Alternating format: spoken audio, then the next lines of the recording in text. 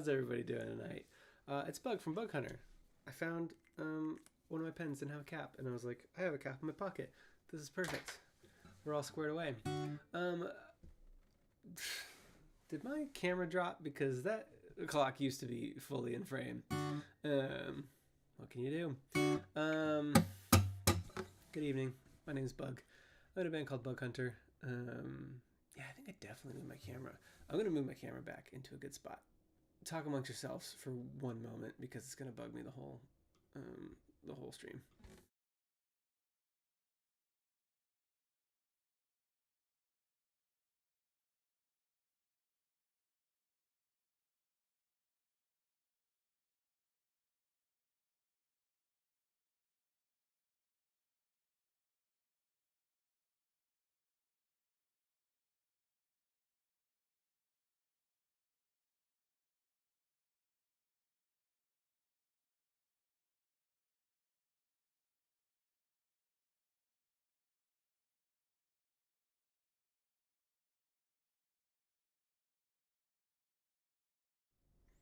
That's 10 trillion times better. Thank you, everybody. That was going to bug me. Good stream, everybody. Who we got? Who's hanging out? Hey, I'm Bug. I play music and I stream and yeah, that's pretty much it. I play music and stream. Good evening. It's Wednesday. This is my normal stream time, and I'm here to play some songs and chat about what's going on in the world. Who's here? Capnessa is here. Leonardo is here with some bug puns. Noodle is here. Slashing Clay is here. Eli Curtis, Roy Loy, Soccer Man is here. Jem is here, procrastinating an essay. We got Paul and Dan Berenson, and Thunder Bands is here. So everybody watch yourself, especially my dad. Ariana Burke is here. John Fluffles is here. David Toe is here. Cool. Kim Mischief. It's a cool name. Is that your real name? That's your real name. That's a really cool name. Kim Mischief. Dang, it's Andy is here. A. Blair is here. Lance Fischel. Hopefully I haven't skipped anybody. Our Place Astronomy. Emery. Yeah. And was my dad here? I thought I saw my dad. Is my dad here? Yeah. There's my dad. Hasn't said anything for a little bit, but what do y'all want to hear? I don't want to decide. Y'all tell me what you want to hear. If you've never heard a Bug Capnessa, you're here. If you don't know Bug Hunter music, I don't know what you're doing here. But if you don't know my music and this is your first introduction to it, stick around. I'm gonna play some songs. They're good songs. Leonardo wants one of the songs from Jam Mechanics. I'm gonna say that I'm probably never gonna play the Jam Mechanics songs on my live streams, and it's mostly because we record those episodes about 5 weeks in advance. I literally work on the song for 3 hours, and then I don't think about them again. And here's the other thing: if I do think about them again, it's because I'll be like reworking on them, like rewriting them, and then they're not going to sound like what you think anyway. So I'm going to say there's a very narrow window for me to know those songs as you know them, and it is not one that you'll like. We recorded up to episode 5. Episode 2 is out right now, so like I barely remember the one from Monday that we recorded for episode 5. So yeah, I don't know if I'll ever do the Jam Mechanics songs. But the goal is someday we might finish them, and then there'll be real songs that you can listen to. Okay, so no consensus. I see a fan fiction. I see a chase. I see It's Alright. The closest we have to consensus is somebody else saying, "Ooh, The Chase." All Right is a pretty great song. So we got two.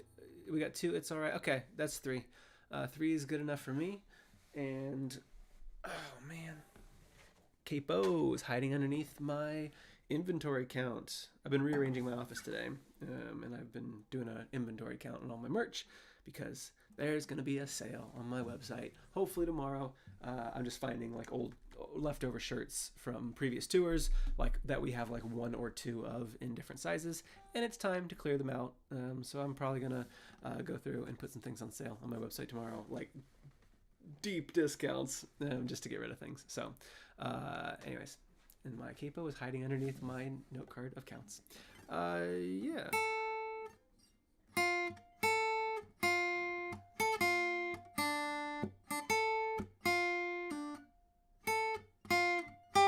There it is.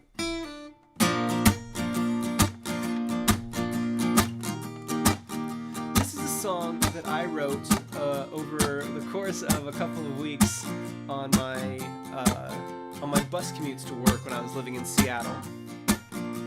And basically, the exercise I would do is I would take a random word generator, like it would give me 3 random words, and then I would have to write like a little, like a couplet or a quatrain, using at least 2 of the words. Bonus point if I used all 3. And a lot of them became the lyrics of this song, which is itself about writing.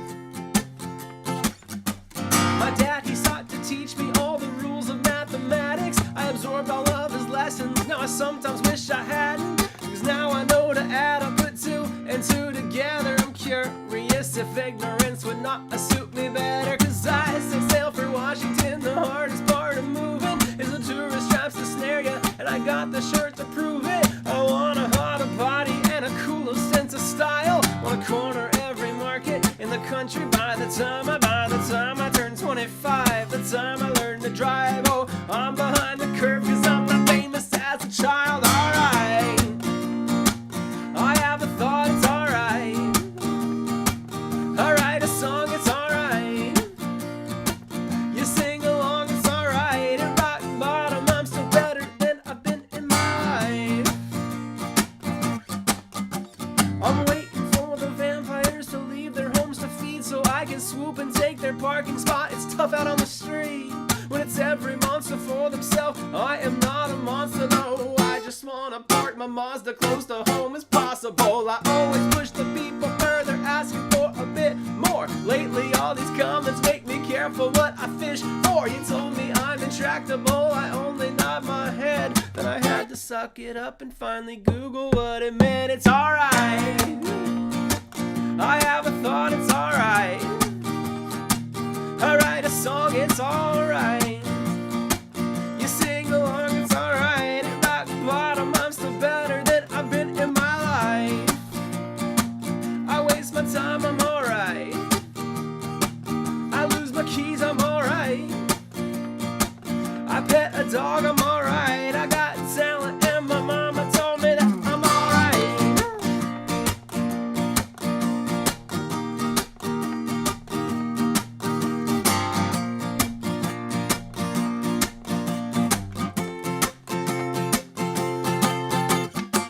Pick a poem, any poem, just don't let me see it. I scratch clever lines down on my bus ride discreetly. The bumps shake my hand like it's so nice to meet me.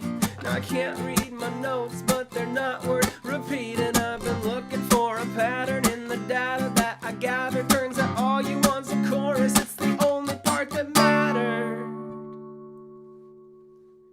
Alright, I have a thought, it's alright. I write a song, it's alright. You sing along, it's alright. At the bottom, I'm so better than I've been in my life. Jams, not only did you get the clapping right that time, but you got the background alright, backing vocals exactly correct. That's a very funny joke. And I appreciate you for all the hard work you do.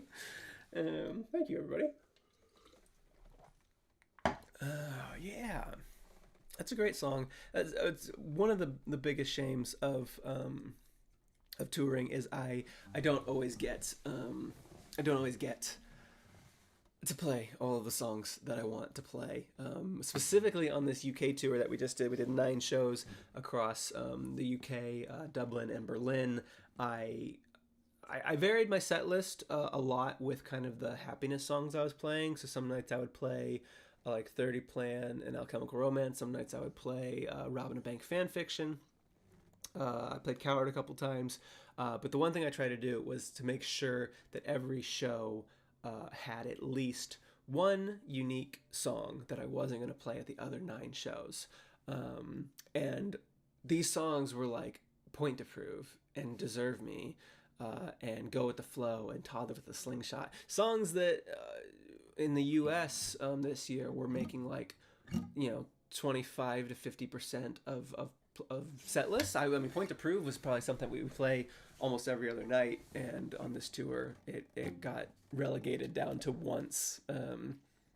And then a song like It's Alright, which just isn't very popular. I know the 40 of you watching this right now probably know it, or at least higher likelihood of knowing it, but never been a very popular live song.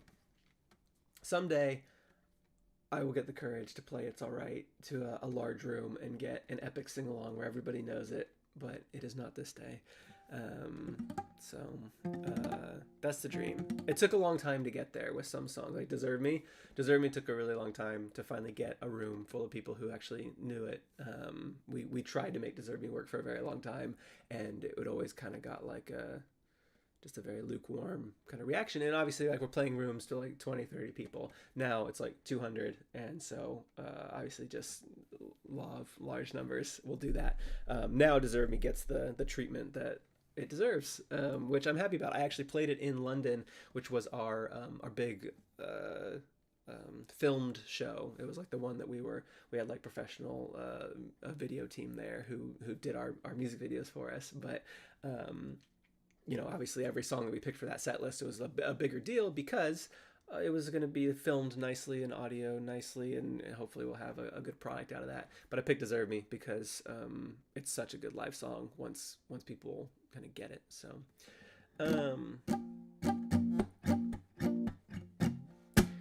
all right, here's something I do at my live streams is I do something called Cozy Q&A, and it's just time for us to chat. I just want to make myself available to fans of Bug Hunter, both fans that have come to shows in the past or people who haven't been able to make it to a live show, to hang out. I think it's fun to hang out and chat and see what everybody's doing and talking about and thinking about, and also just gives me a chance to tell you what I'm doing and keep you updated on my world, because this is somehow a very busy time. I kind of imagined coming back from the UK tour as being a kind of end of my year, but this year went too well, and so I pretty much have to immediately start on what's next.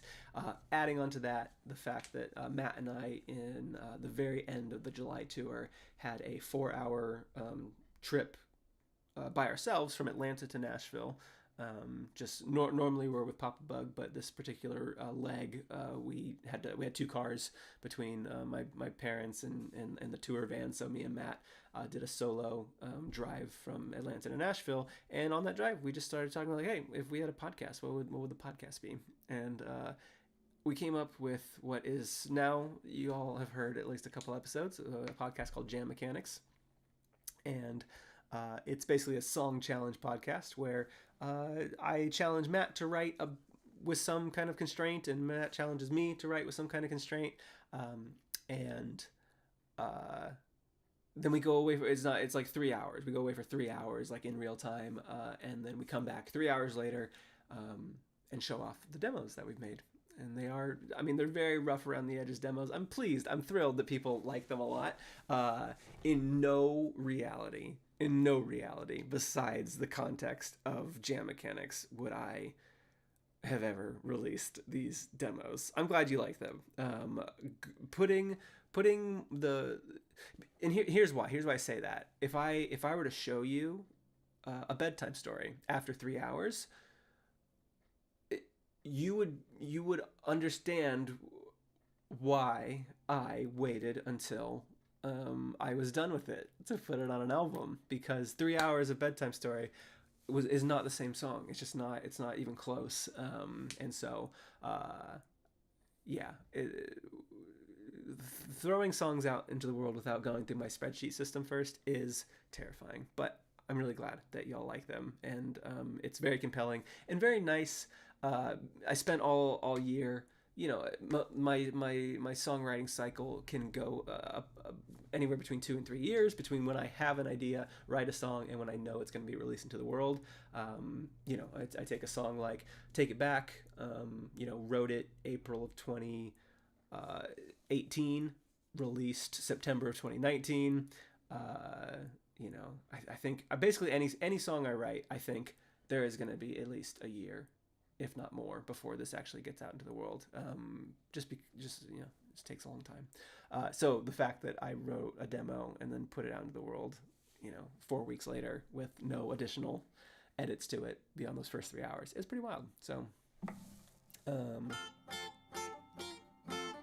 okay, so you have questions.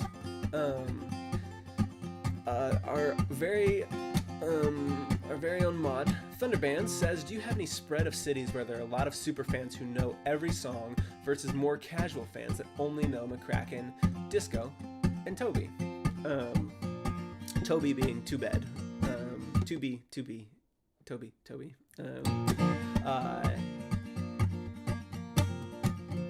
The only time we ever get really any variation on like enthusiasm and like song knowledge is when there's just less people. So if you have 50-ish and below, you might get a room that is like crazy excited, and if you have 50 or below, you might have a room that's like, you know, it kind of depends. Like if the room is 50 Bug Hunter fans who are there to see the show, it's a different room than 25 Bug Hunter fans who brought a friend because they just needed someone to come to a concert with.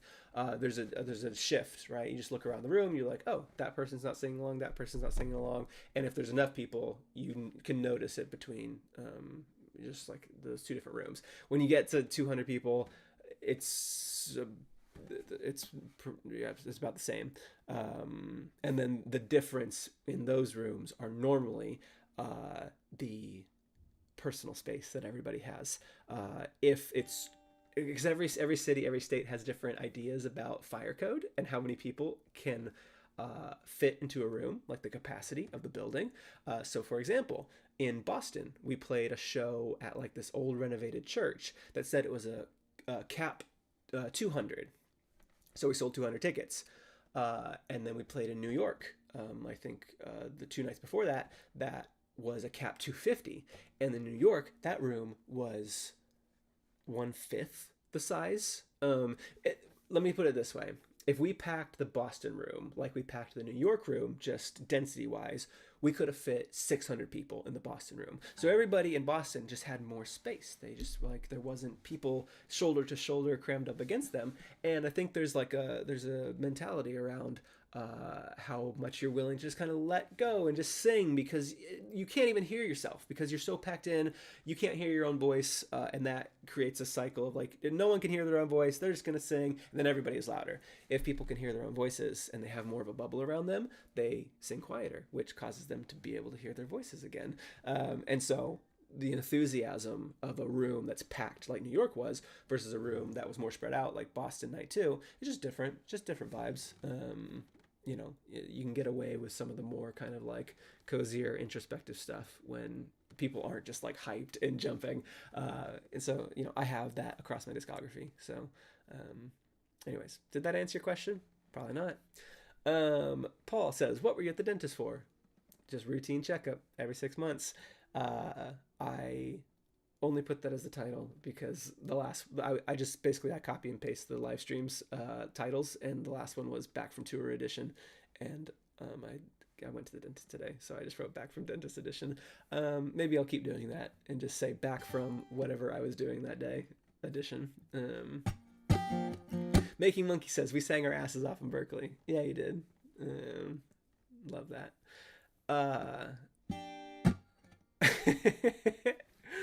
My friend Marty, the TNT Party, says, Dear Bug, Why did the bears in A Bedtime Story kill the gopher? I find it hard to root for bears that go back on their word, which is very difficult for me because I love the song. That's a great question. I don't know. You'll have to ask the bears why they did that. I just wrote down what happened. Yeah, I think there are three songs in the middle of the album um, that that make up the act two of the album, which is titled "Conversate and Make Believe," and those three songs specifically are meant to be kind of the fictitious stories of the main characters of the album. And if you'll notice that all three of them have characters that begin sympathetic, and as the story goes on, they maybe become less so. Robert from Two Bed, Two Bath and a Ghost, Harrison from Shocking Plot Twist, and the Bears from Bedtime Story. And I like to think that it is just the dark sense of humor that the characters on the album have. So.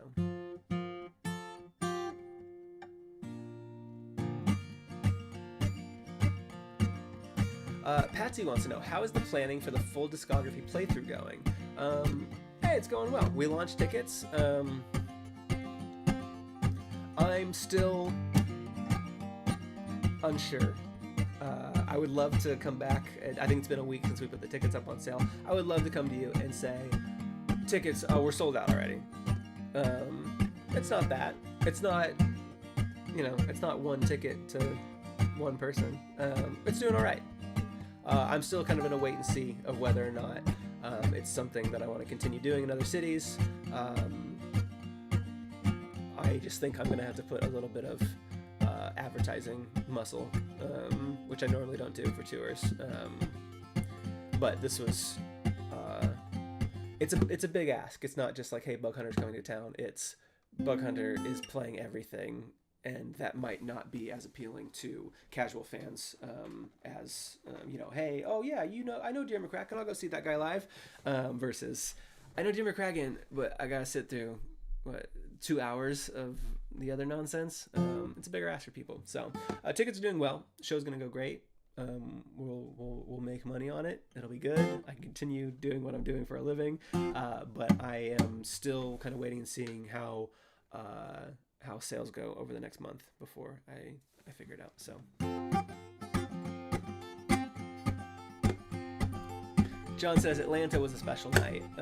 Yeah, Atlanta was really fun. And John, you've been to two shows. One was kind of a seated show, and then Atlanta was one that was about 3 times as many people, standing show. And when I talk about kind of energy differences, what I'm talking about in that regard. So.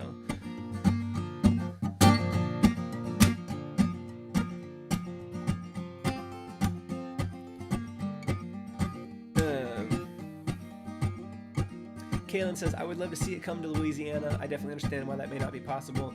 Yeah, I'd say we don't have a big enough audience in Louisiana. We played a show in New Orleans, and it was I think our lowest attended show of last year. So I wish it was different. But good news is Austin, Texas is one of the cities that would potentially be on my list, and maybe that's not too far. We always get a good turnout in Austin.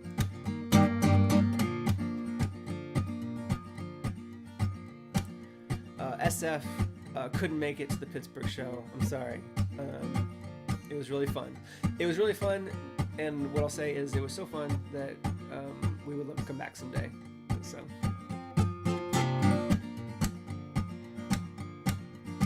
Paul asks, any songs you're particularly excited to play in the full discography shows that you don't get to do much? Yes. Yes. It's All Right. Very excited to play that live. And my hope is that anybody coming to a discography show, like the people who are coming are actually going to know the deep cuts. That's my fingers crossed of even if it's not an entire sold out room, if the people there can sing along with Baby Teeth, that will be a very cool experience for me, because that's not super common. So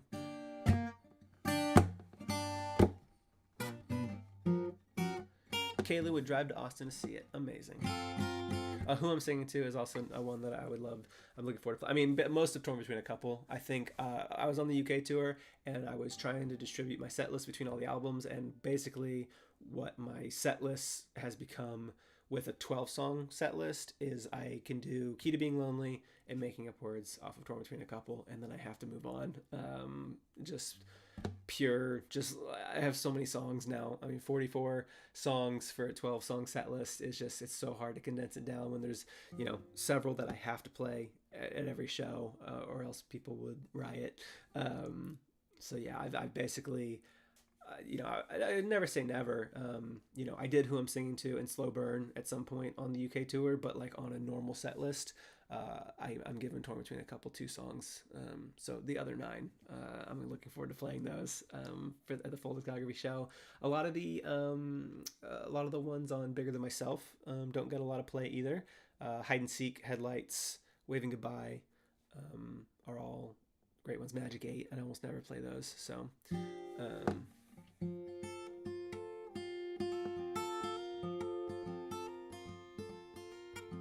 Shackleton is clarifying this is the one in Seattle. Yep, there are tickets available for the discography show in Seattle. It's a Friday and a Saturday, shortly after New Year's. Is there a show in the Bay Area?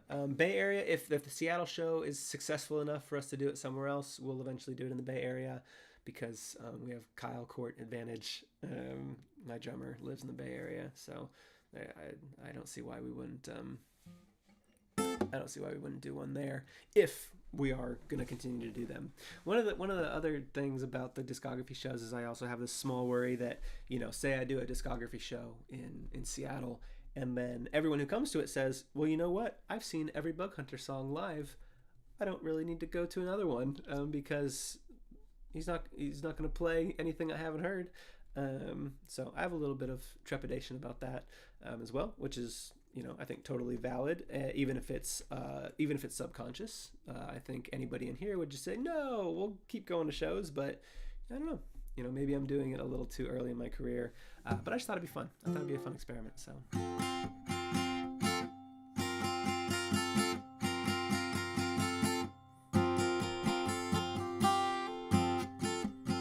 Jem wants to know when I plan on coming back to the UK again.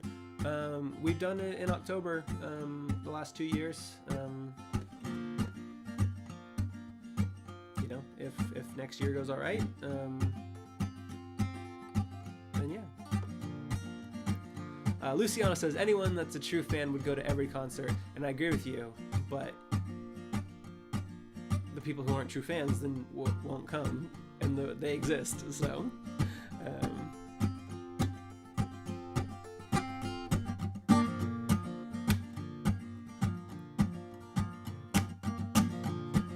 Jem says, I'm in London all next year, so I might finally be able to get to one of the big shows. You came to Manchester, which was basically the second biggest show of that tour, so not bad. It was a good sized crowd. That I wouldn't have called that one a small show. London was bigger, and Edinburgh had like 5 more people, so.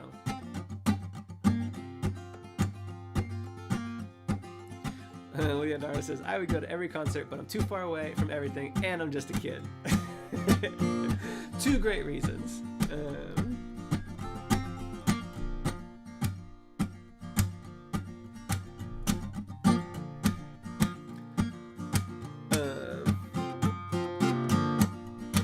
Brody wants to know what song turned out better than you thought. I have a very easy answer for this one, and that song is A Bedtime Story. I thought people weren't going to like that song at all. I was like, this is destined to be the least popular song on this album. And shows what I know. I don't know anything. Everybody loved that song. Everybody loved it so much, I immediately commissioned a music video for it after the album released, which just came out on Saturday. If you haven't watched it yet, just go. Just go to leave this. The stream isn't as good as that video. Yeah, I didn't expect the Bedtime Story love. It had a very important role on the album. It fit the album super thematically, but I thought people were gonna kind of roll their eyes at it. and not like it, which is funny. I thought the same thing about Be Glad I Love You 5 years ago when I put that one on the rough draft. So yeah, pretty weird. Yeah, I don't know what to tell you. It's the truth. I didn't think people were gonna like Bedtime Story. I thought some people were going to love it, but to have it be kind of the most popular song on the album, you know, post-release, post Two Bed Two Bath, very surprising. So.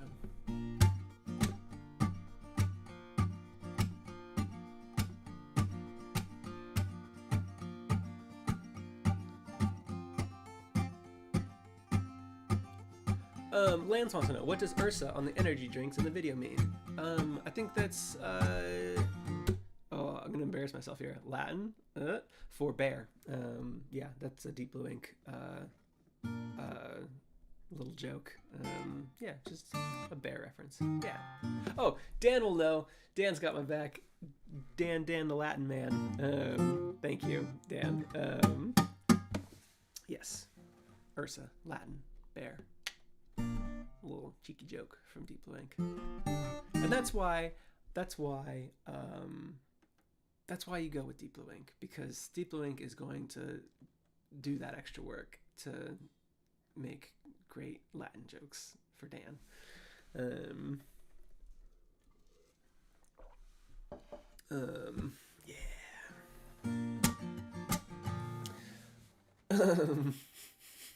Hold on. What? Oh, okay. I'm making sure that Jem said I live in delusion. I'm like, what are you talking about? He didn't say Robbing a Bank. Gotcha. Right. You're arguing about whether Bedtime Story Robbing a Bank is the best song.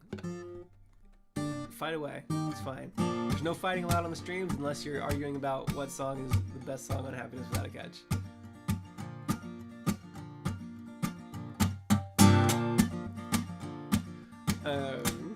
David says, big fan of Beep Doink, which is so funny. I forgot about Beep Doink.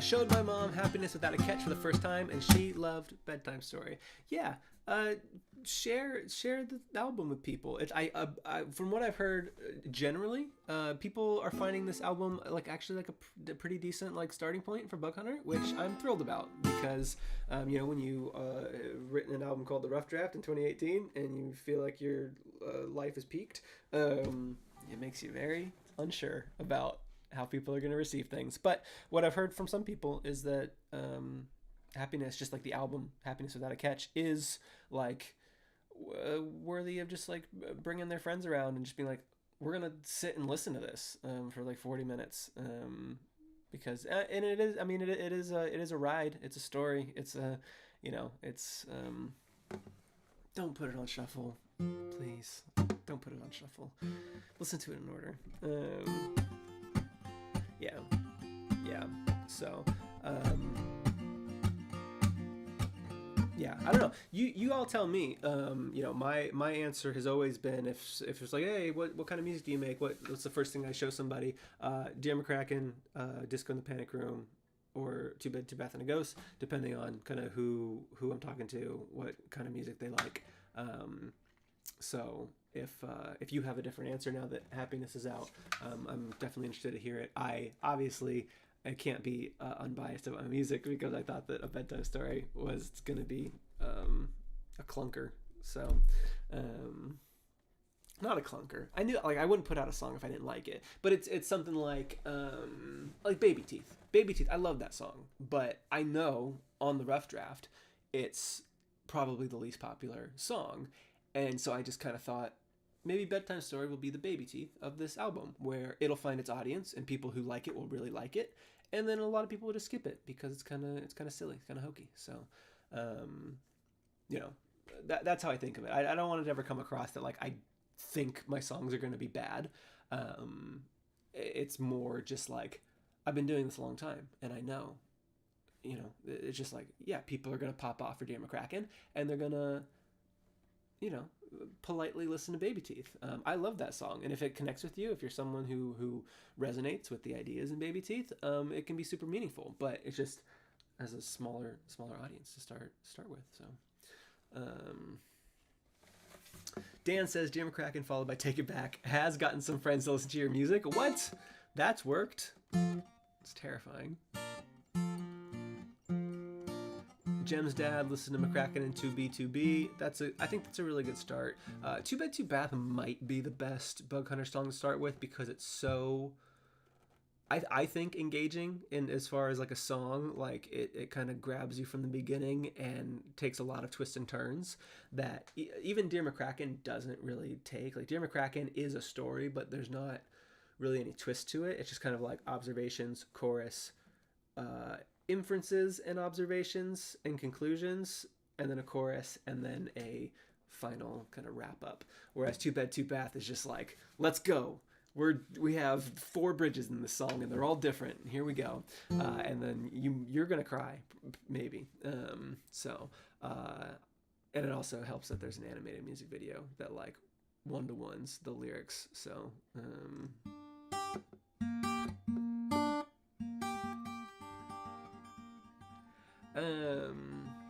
Kaylin said, I sat my sister down to listen to the whole album. She fell in love with it so fast. That's amazing. Thank you. Not Like That is one I use because it's excellent and leads people listening to the rest of the album in order. That's a great pro strat. Love that. I guess if you do like Not Like That, going into 30 plan is, it's kind of a good ride. I did that in London. I started my set with Not Like That and then immediately did 30 plan. And there was a voice in the back of my head that was just like, just keep going. Just bust out Platonic and then 2 Bed. Just see if you can play the whole album in order before anybody notices that you're not playing anything else. But I didn't, and I played The Key to Being Lonely. Ash is slowly getting their mother-in-law into it when they're cooking. Amazing. Jam says, I love that you wrote shocking plot twists, but we're like, nah, Bedtime Story is too goofy. Okay.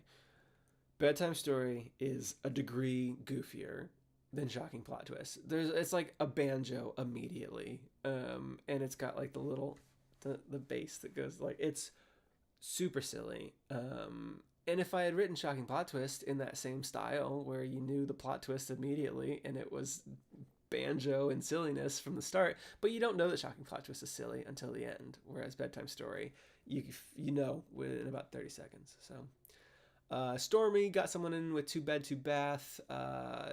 John Sloan was 2 Bed 2 Bath. Patsy 2 Bed 2 Bath.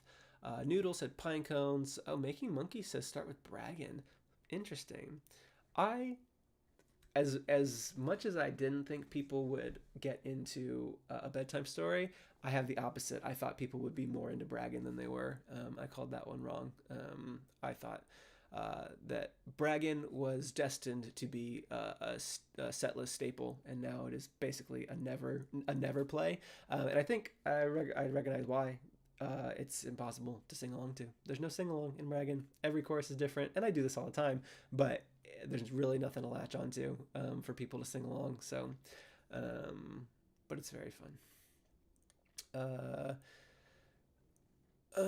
My friend Marty, the TNT Party, is going to force their friends to listen to Happiness this weekend. Thanks. Bug Be Glad I Love You. 2 Bed 2 Bath.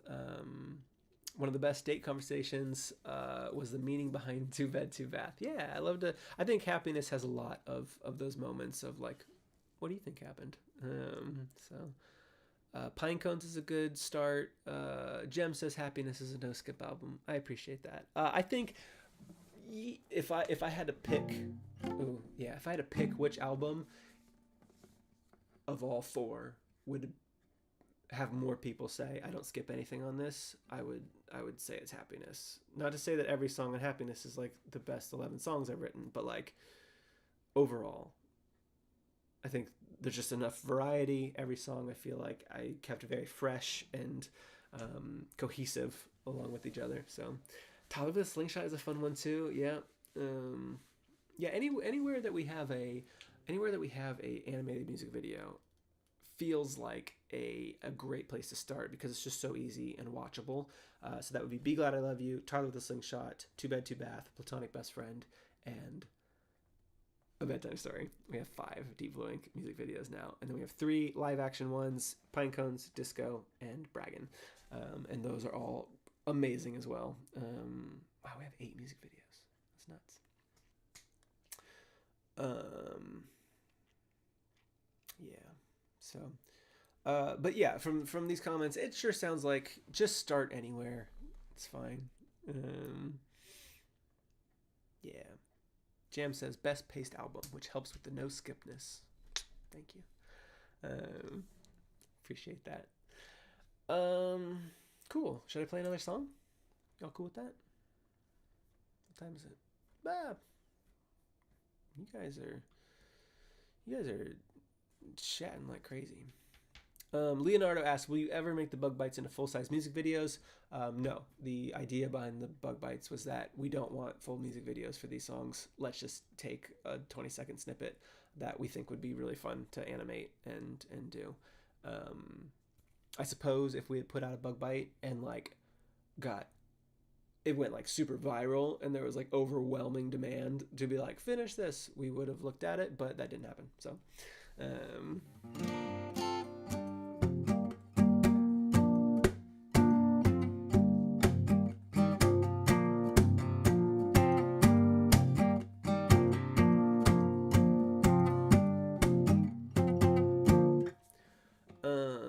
I thought Patsy said I wrote Magic 8, and I was like, we're about to have a copyright dispute. Dad wants Braggin', Jams wants Braggin'. Uh-oh, we got 2 votes for Magic 8. What are y'all feeling? Those are 2 different songs. What vibe are we? Wait, John just said third. Third who?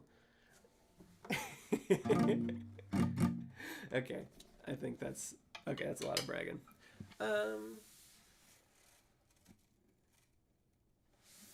All right.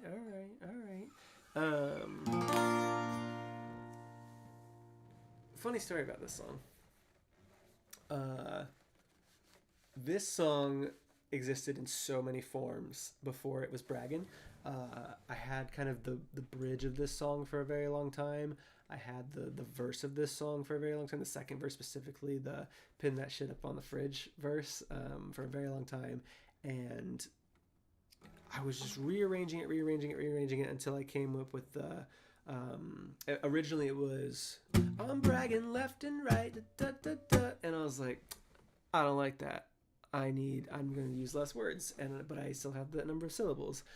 So it became I'm bragging, and I really like that a lot. And the intro to this song used to be the outro to this song. It used to be at the very, very end.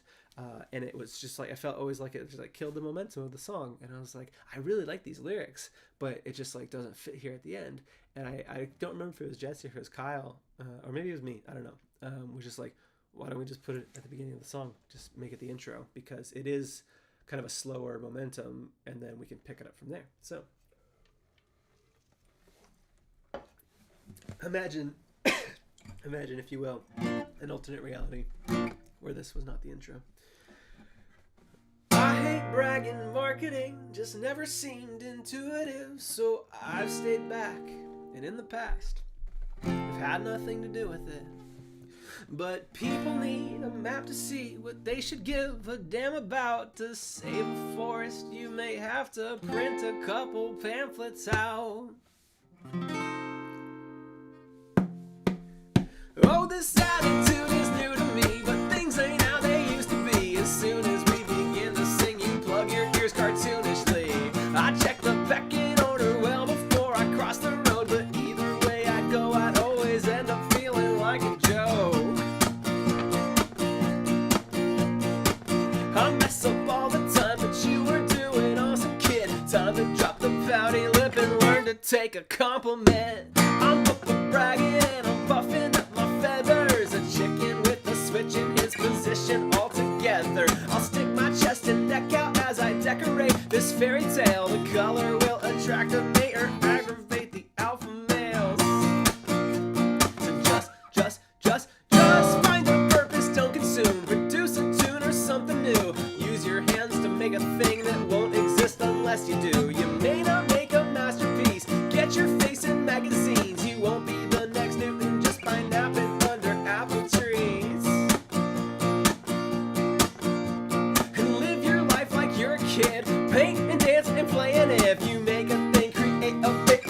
that shit up on the fridge. I'm up for bragging and I'm puffing up my plumage, persuading all the parakeets I'm perfect. But the truth is, my vocab will distract you. You're just baffled, you can talk to me, but don't forget a parrot's only honest as he's taught to be.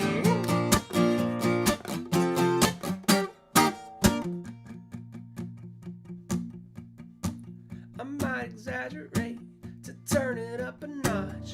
You know what they say, give the people what they want. I might exaggerate to try to sound cool. Describe a shark tank, I'm talking about a kiddie pool.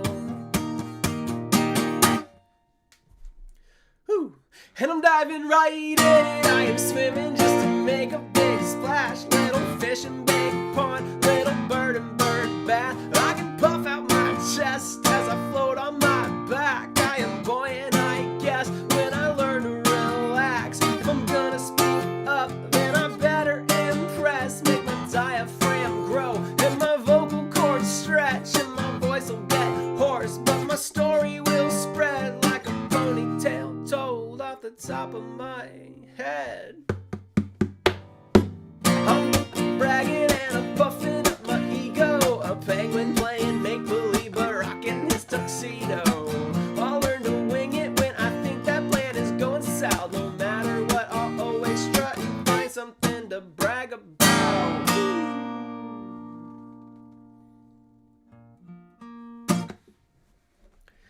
Yeah.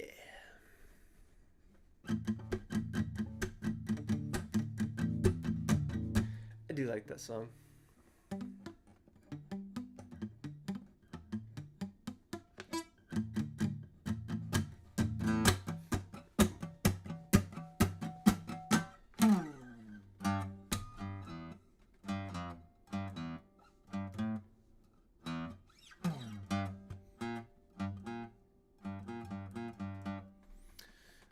Matt taught me how to play that riff to My Ass Is a Dump Truck, and I forgot how to do it.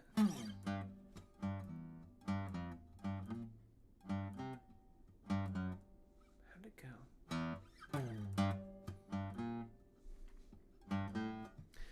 I'll figure it out for next time.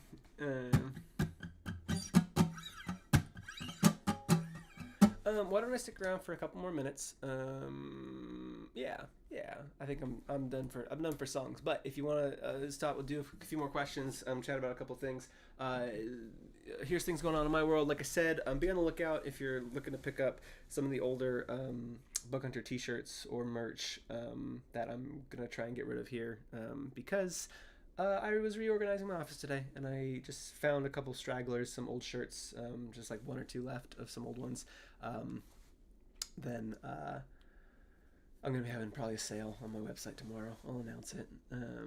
Deep discounts for old inventory. So Jam Mechanics is my podcast. Me and Matt from the Narcissist Cookbook. You should listen to it.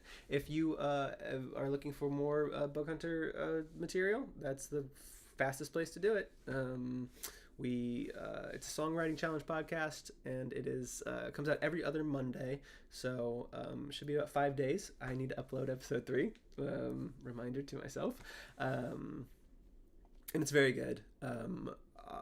My parents have heard all 5 episodes that we've recorded, and I think both of them said that episodes 1 and 2, which are the ones that you have heard, are the bottom 2 of the 5.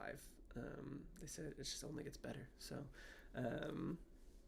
hopefully that holds true for everybody else as well. So yeah, it's really fun. If you could, if you have a moment, write a review of the show on like Apple Podcasts.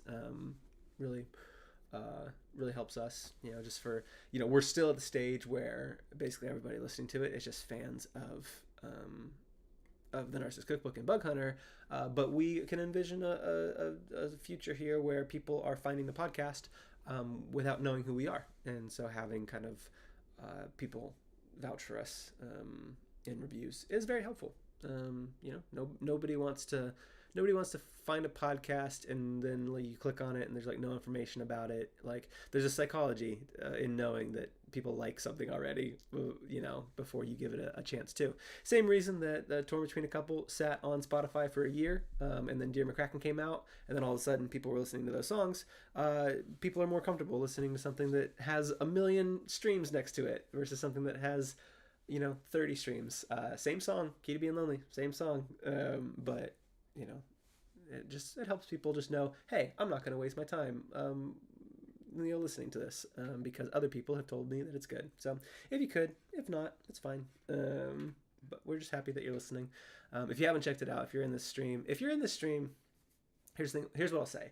If you sat with me here for an hour while I played 2 songs and chatted for a little bit, there's no reason that you shouldn't go listen to Jam Mechanics. It's a better use of your time because it's me and Nat, and it's edited in such a way that is more engaging than me staring around figuring out what to say. So go listen to it.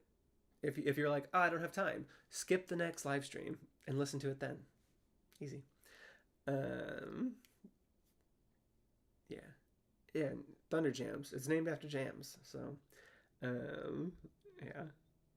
And Generic Sweetener says the podcast songs have been absolute jams, which I really appreciate. What was my second episode song? Oh, it was Bugtopia, wasn't it? It was the shimmy song. Yeah, I like that one. I would say that was probably my weakest of all the episodes we've done so far, in my opinion. My dad might disagree, but it was fun. But I think I hit my stride, I think, in episode 3.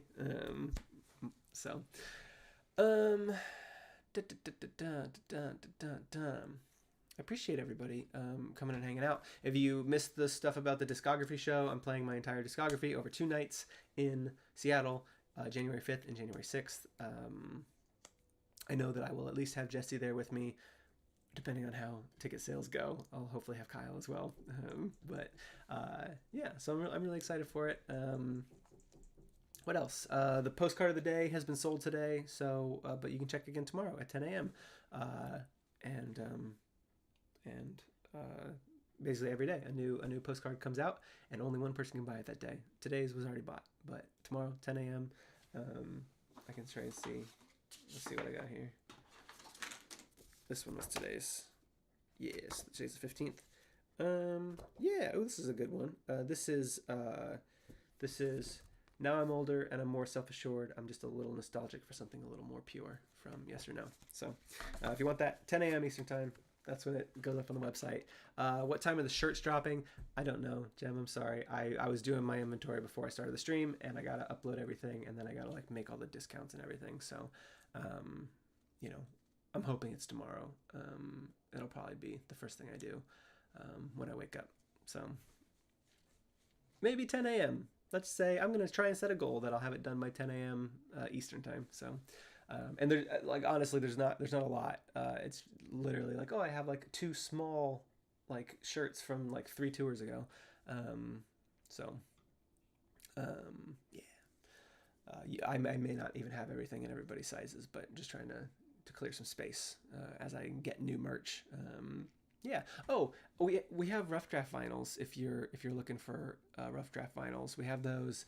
I have ordered the vinyls for everything else. They're coming, but I'm not putting them up on the website because I don't know if they're going to be here before the end of the year, and I don't want people to purchase them thinking that they're going to get them for Christmas presents, and then they come in January, and I don't want to deal with the customer service headache of that. So I'm going to wait to put those up until I actually have them in hand. So yes, but the Rough Draft, I have it. It's here. I only have... I think I might be less than 100. I don't know. I'm looking 2 boxes. That's 100. No, I have a little bit, slightly more than 100 left. And yeah. John, Kickstarter packages. I believe, message me. I think I'm missing some information from you specifically. So if you're still waiting for it, it's because I'm missing some information from you. I've tried to email everybody that I'm missing information for. Not to call you out, but since I have you here and you did mention Kickstarter packages, send me a message. I think I might still need something from you. Cool. Okay. Join our Discord. It's a good Discord. You can talk to all the people who are here. It's basically the same people. If you're not in it, get in it. Then you can be one of the people in it. And then you'll know when I have streams and news. So, okay. Hey, goobers. Go to bed.